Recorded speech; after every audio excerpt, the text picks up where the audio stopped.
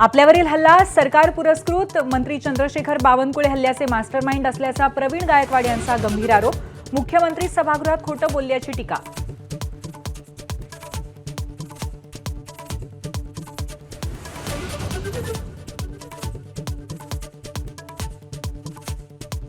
मंत्री संजय शिरसाट यांच्या खात्याच्या कामावरती भाजपची नाराजी. सूत्रांची माहिती, अनेक कामं सांगूनही विलंब होत असल्याची तक्रार.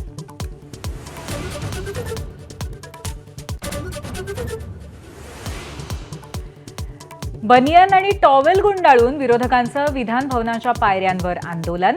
शिवसेना आमदार संजय गायकवाड, संजय शिरसाट आणि भरत गोगावलेंचा निषेध. चड्डी बनियन गँगने हैदोस घातल्याचा आरोप.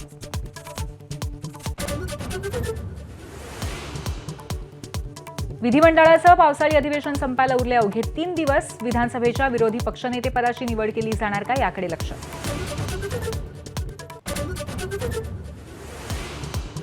कोणतंही राजकीय वक्तव्य करायचं असल्यास अधिकृत पत्रकार परिषद घेईन. मनसे अध्यक्ष राज ठाकरेंची एक्सपोस्ट.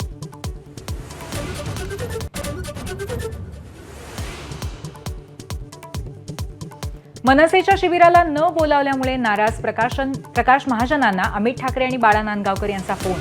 कायम राज ठाकरेंचा माणूस म्हणून राहीन, महाजनांची प्रतिक्रिया. एक भाऊ एका भावासोबत नसावा का, राज सोबत असल्याच्या उद्धव ठाकरेंच्या वक्तव्यावरती संजय राऊतांचा सवाल. उद्धव ठाकरेंची मुलाखत आदर्श असल्याचीही प्रतिक्रिया.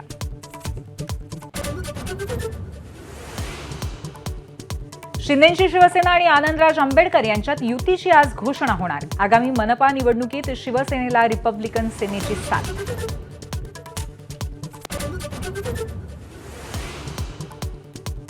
तेलंगणात गेलेली चंद्रपुरातली 14 गावं पुन्हा एकदा महाराष्ट्रात समाविष्ट करणार. मुख्यमंत्री फडणवीस यांचे निर्देश. अनेक वर्षांपासून प्रलंबित चंद्रपुरातील सीमा प्रश्न मार्गी.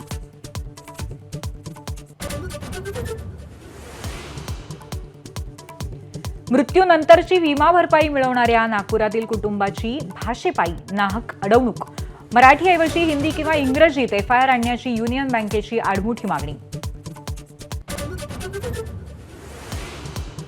लाडकी बहीण योजनेचा महात्मा फुले जनआरोग्य योजनेला फटका. नांदेडमधील डॉक्टरांचा आरोप. सरकारने रुग्णालयांना पैसेच न दिल्यामुळे थकबाकी कोट्यावधींच्या घरात पोहोचल्याचा दावा.